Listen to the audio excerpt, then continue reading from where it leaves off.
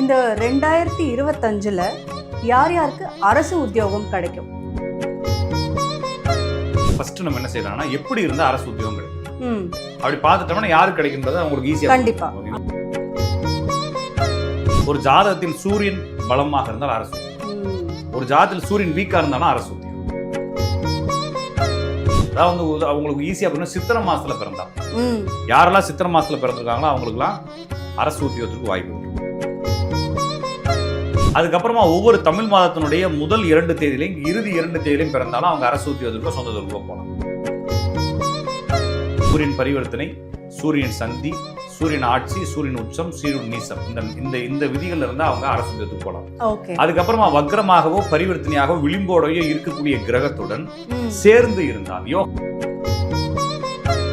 சூர்யா, ராஜ், நாதன், ரவி, ரகு, சங்கர், பாஸ்கர், இந்த மாதிரி பேர்கள், சவிதா, நித்யா, வித்யா, இந்த மாதிரி பேர்கள்லாம் இருந்துச்சுன்னா அவங்க குடும்பத்துல சூரியன் பவர்ஃபுல்லா இருக்கும். மிதுனம், அடுத்து சிம்மம், துலாம், தனுசு, இந்த 6 ராசிகள சூரியன் இருந்தா இந்த 2025 சார் என் பையனுக்கு 13 வயசு ஆகுது, நீங்க சொன்ன ராசியில சூரியன் இருக்குது, என் பையனுக்கு வேலை அடிக்குமா நீங்க கேட்க கூடாது.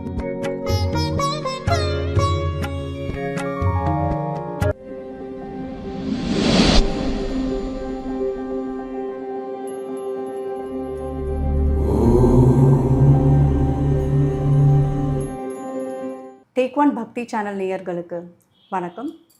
இன்னைக்கு நம்மளோட ஸ்பெஷல் கெஸ்ட் ஜோதிடர் ராஜநாடி கா பார்த்திபன் சார் இருக்காரு. வணக்கம் சார். வணக்கம்ங்க, நேயர்களுக்கு வணக்கம். இந்த 2025ல யார் யாருக்கு அரசு உத்தியோகம் கிடைக்கும்? இந்த அரசு உத்தியோகத்துல இருக்கிறவங்களுக்கு எல்லாம் ராசி, அதாவது ஜாதகம் எப்படி அமைஞ்சிருக்கு? 2025 அப்படின்றத கடந்துட்டு ஃபர்ஸ்ட் நம்ம என்ன செய்யலாம்னா எப்படி இருந்தா அரசு உத்தியோகம் கிடைக்கும் அப்படி பார்த்துட்டோம்னா யாருக்கு கிடைக்கும்ன்றது அவங்களுக்கு ஈஸியா கண்டிப்பா. ஓகேங்களா? ஒரு ஜாதகத்தில் சூரியன் பலமாக இருந்தால் அரசு உத்தியோகம், ஒரு ஜாதகத்தில் சூரியன் வீக்கா இருந்தாலும் அரசு உத்தியோகம். அப்போ ஒரு ஜாதகத்துல திறக்கிறீங்க, உச்சம் அப்படிங்கிறது வந்து சூரியன் உச்சமாகக்கூடிய ராசி மேசராசி. அப்போ ஒரு ஜாதகத்துல மேசராசின்ற பகுதியில சூரியனை பார்த்துட்டீங்கன்னா அதாவது வந்து அவங்களுக்கு ஈஸியா அப்படின்னா சித்திரை மாசத்துல பிறந்தா யாரெல்லாம் சித்திரை மாசத்துல பிறந்திருக்காங்களோ அவங்களுக்குலாம் அரசு உத்தியோகத்திற்கு வாய்ப்புகள் இருக்கு.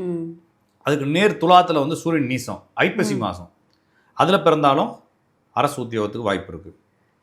ஆவணி, மாசி, அப்போ கும்பராசியில சூரியன் இருந்தாலும் சிம்ம ராசியில சூரியன் இருந்தால் 4 ராசியில சூரியன் இருந்தால் கண்டிப்பா அரசு உத்தியோகத்திற்கோ அல்லது சொந்த தொழிலுக்கோ போகக்கூடிய யோகம். அதுக்கப்புறமா ஒவ்வொரு தமிழ் மாதத்தினுடைய முதல் 2 தேதியிலையும் இறுதி 2 தேதியிலையும் பிறந்தாலும் அவங்க அரசு உத்தியோகத்திற்கோ சொந்த தொழிலுக்கோ போகலாம்.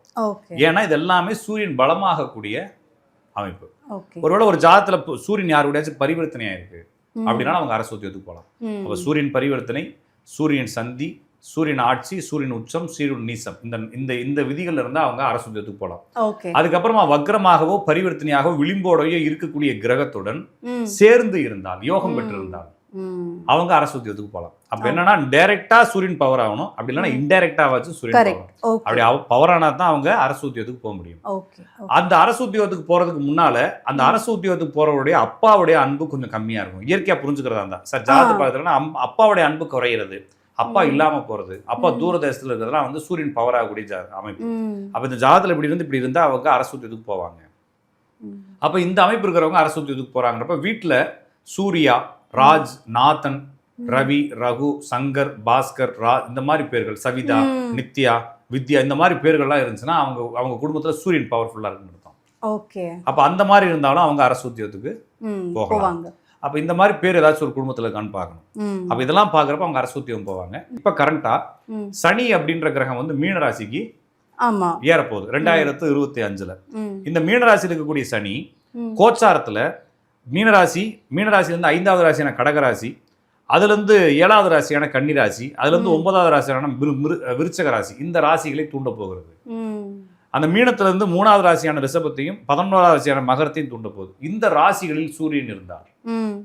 அப்ப நான் சொன்ன மேசம், சிம்மம், துலாம், கும்பம், இந்த ராசிகளை இந்த 6 ராசிகளுக்குள்ள வராது. எனவே ஃபர்ஸ்ட் சொன்ன ஆட்சி உச்ச நீச்சத்துக்கு கண்டிப்பா அது ஒர்க் அவுட் ஆக போறது இல்லை. ஒருவேளை அந்த சூரியன் பரிவர்த்தனை ஆயிருந்தா அந்த ராசிகளுக்குள்ள எங்கேயாச்சும் நான் சொன்ன 6 ராசிகள் இருக்கலாம்.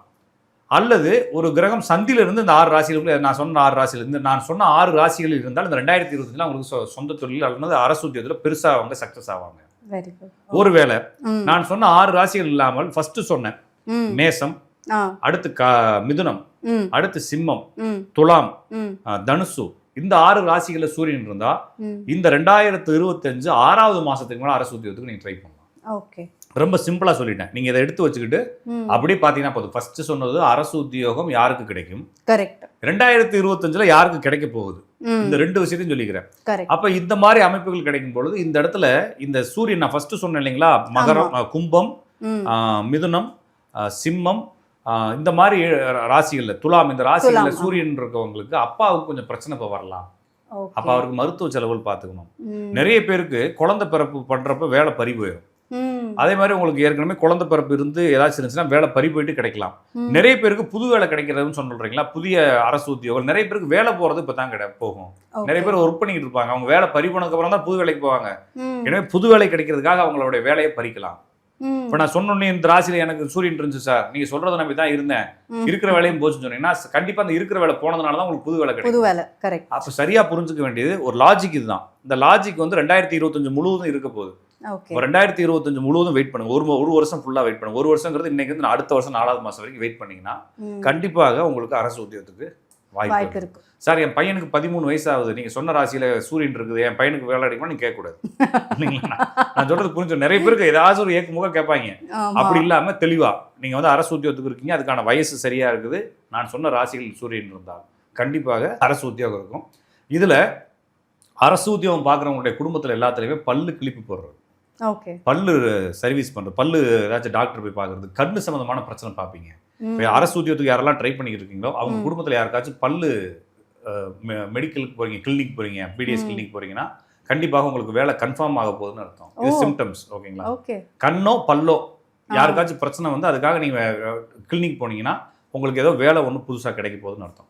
இதை நீங்க புரிஞ்சுக்கிட்டா போதும். ம். சரிங்களா, அப்ப சிம்பிள். ஒரு ஜாதகத்தில் சூரியன் வலுவானால், ம், சூரியன் பவர் ஆனால், அல்லது சூரியனுடைய பேர் இருந்தா இந்த மாதிரி கிடைக்கும். அது மட்டும் இல்லாம உங்க தெருவுல ம், நான் சொல்ற இன்னொரு சிம்டம்ஸ் சொல்றேன். ம், உங்க தெருவுல ம், ஃபர்ஸ்ட் வீட்டு அங்கிளுக்கு அப்பா இல்ல, ம், 2வது வீட்டு அங்கிள் கவர்மெண்ட் எம்ப்ளாயி, ம், 3வது வீட்டு அங்கிள் ஃபாரின்ல இருக்கிறாரு, ம், 5வது வீட்டு அங்கிள் வந்து ஒரு மரக்கடை வச்சுக்கிறாரு, 6வது வீட்டு அங்கிள். அப்போ உங்க தெருவுல பாக்குறவங்க எல்லாமே பாத்தீங்கன்னா பிசினஸ், ம். வெளிநாடு, இல்லைன்னா அரசு உத்தியோகமா இருக்காங்கன்னா உங்க குடும்பத்துல அரசு உத்தியோகம் வரப்போகுதுன்னு அர்த்தம். சிம்பிள்.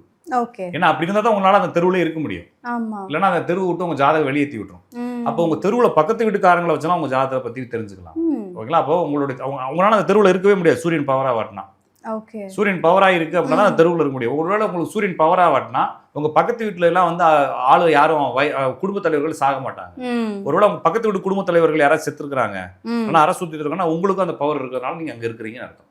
அப்ப Okay. ஈஸியா அப்ப ஒரு ஆ. வீட்டு ஜாதத்தை பார்த்து கண்டுபிடிக்கலாம், பேரை பார்த்து கண்டுபிடிக்கலாம், உங்களுக்கு வரக்கூடிய நோயை பார்த்து கண்டுபிடிக்கலாம், பக்கத்து வீட்டுக்காரங்களை வச்சு கண்டுபிடிக்கலாம். ம். இதை நீங்க புரிஞ்சுக்கிட்டீங்கன்னா போதும். அழகா இந்த வீடியோவை பாருங்க, உங்க ஜாதத்தை எடுத்து வைங்க. நான் சொன்ன 6 ராசிகள்ல சூரியன் இருக்கான்னு பாருங்க. ம். ஃபர்ஸ்ட் நீங்க இதுக்கு முன்னால ம். நான் சொன்ன லாஜிக்ல சூரியன் இருக்கான்னு பார்க்கணும். அப்ப ஆமா, சூரியன் ஆட்சி, correct. உச்சம், நீசம், ஆமா. ஒரு ராசியினுடைய ஃபர்ஸ்ட் 2 டிகிரி, இது 2 டிகிரி, அப்புறம் பரிவர்த்தனை அல்லது வக்கர பரிவர்த்தனை விளிம்புடன் சேர்ந்து ஒரு ஜாதத்தில் சூரியன் இருந்தால் கண்டிப்பாக உங்களுக்கு இந்த அரசு உத்தியோகம் அரசு உறுதி. உத்தியோகம். அந்த நபர்களுக்கு நான் சொல்லக்கூடிய 6 ராசிகள் இருந்தால் இப்பயும், இன்னொரு 6 ராசியில் இருந்தால் 7வது 8வது மாசத்துக்கு அப்புறமும் நடக்கும். ஓகே. இவ்வளவுதான். ரொம்ப சிம்பிள் லாஜிக். உங்களுக்கு இந்த வீடியோ வந்து பிடிச்சிருந்துச்சு அப்படின்னா உங்களுடைய அரசு வேலைக்காக ட்ரை பண்றாங்க இல்லைங்களா, ம். அவங்களுக்குலாம் அனுப்பிச்சு வைங்க, பார்க்கட்டும். ஸோ இந்த 2025ல் எந்தெந்த ராசி நேயர்களுக்கு கவர்மெண்ட் வேலை கிடைக்க வாய்ப்பு இருக்குன்னு இந்த வீடியோவை பார்த்து தெரிஞ்சுக்கோங்க. கவர்மெண்ட் வேலை கிடைச்சதுன்னா கீழே வந்து கமெண்ட் பண்ணுங்க. உங்களுக்கு இந்த மாதிரி நிறைய கேள்விகள் இருந்தால் அதையும் நீங்கள் கமெண்ட் பண்ணலாம். நாங்கள் கேட்டு வீடியோ போடுறோம். நன்றி, வணக்கம்.